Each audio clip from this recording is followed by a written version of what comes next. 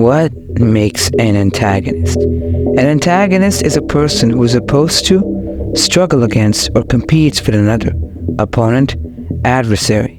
The adversary of hero or protagonist of a drama or other literary work.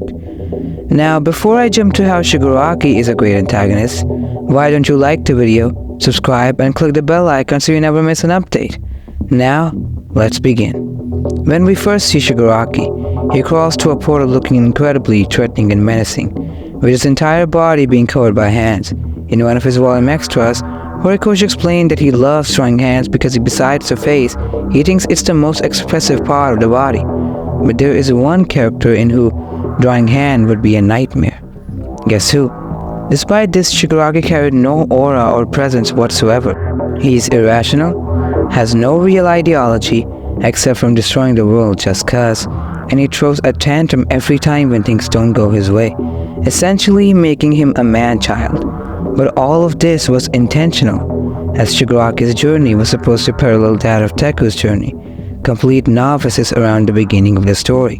While Deku was an underwhelming protagonist, Shigaraki was an underwhelming antagonist, and both of them being in need of growth to truly take on the role of protagonist and antagonist.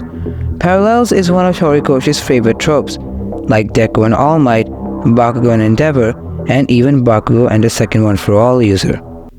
In the beginning, Shigaraki wanted to destroy just because he wanted to, while Deku wanted to save just because he wanted to.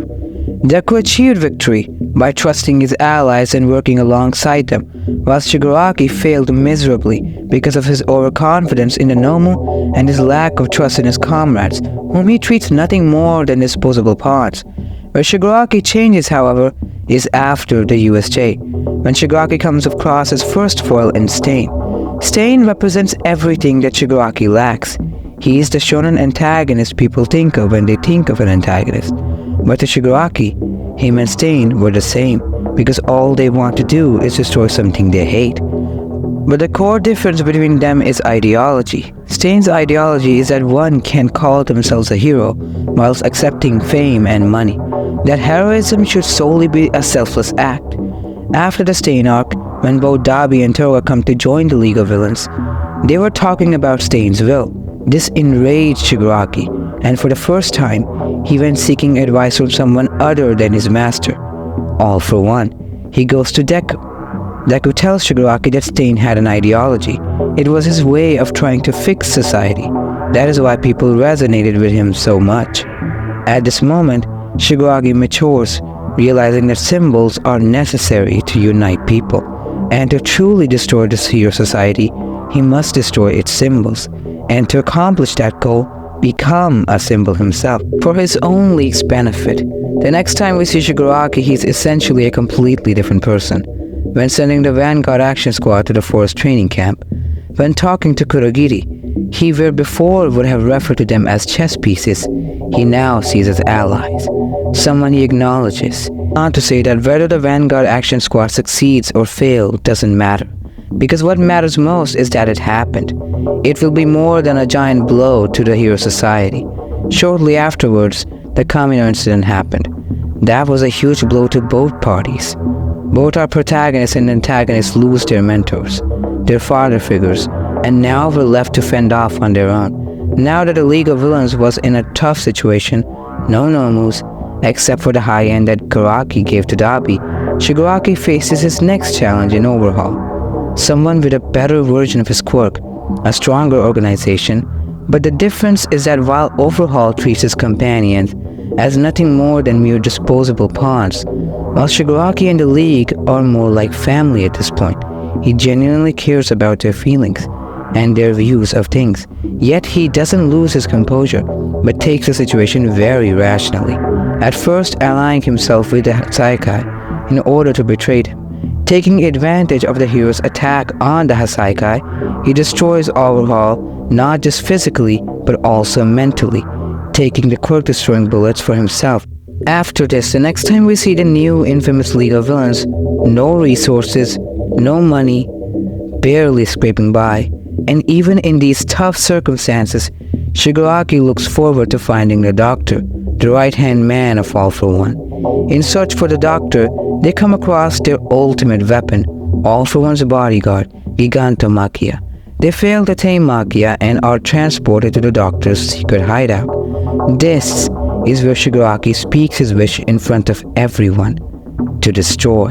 He says that he feels like there is a hole in his heart that provides an endless source of suffering and hatred, and the only way he can truly satisfy himself is by destroying everything. Throughout this part of the story, Shigaraki will learn what that hole in his heart is and come to know why he is the way that he is. The NBA arc of MHA is a story of acceptance. Throughout this arc, Shigaraki battles, or at least tries to battle, with Gigantomachia for weeks on end, being in a state of passive sleep. He starts to remember dormant memories that he had been subconsciously suppressing for years. His origin. Now it was known even prior to this that Shigaraki is the grandson of All Might's master, Nana Shimura. Because Nana Shimura had to leave her son because of All for One, her son Kotaro grew up despising heroes because of his trauma. He would abuse his son, Tenko, for wanting to be a hero. One day when both Hana, Tenko's older sister, sneak into their father's study to see a picture of their grandmother who was a hero, something that causes his father to rage out and abuse Tenko yet again. Now something to note here is that if Shigaraki or Tenko's quirk hadn't manifested, then things would have finally gotten better, because not only did Kotaro regret what he did, but his family was no longer going to abide by his rules. Alas, this story ends in tragedy, as Tenko manifests his quirk, Decay, the ability to annihilate everything he touches, at first by accident, but then with full intent to kill. Shigaraki murders his entire family. Confused, not knowing what to do, he wanders the street, as everyone ignores him and tells him a hero will come to help him, but no one does. No one but the devil himself. Instead of someone who could teach him to overcome his destructive urges, All for One tells him to give in to them and embrace them joyfully. When you learn to feel hate and joy at the same time, then you'll finally be free. He accepts himself as a monster, someone who wants to destroy the society that birthed him. Only then can he truly feel peace. Now not a man-child, but a fully grown leader, someone who values his comrades, someone with ideals. Shigaraki prepares himself to receive All for One. In the NBA arc, we finally saw him sever his bonds with his family. But in this arc, when he sees his family again in his dream, he seems to regress a bit, treating his family normally, until All for One appears in front of him, demanding that Tomura come to him now. As Shigaraki is stopped by his family, which he sees as them rejecting him, as he finally severs his connection with them, except one, Nana Shimura. The only hand, the only connection he still has. The connection to One for All, as Shigaraki rejects even All for One, saying he doesn't want to be like him, but better. Now a true antagonist, someone who invokes the same feeling of terror All for One invoked. The symbol of fear marches onward in his quest for destruction.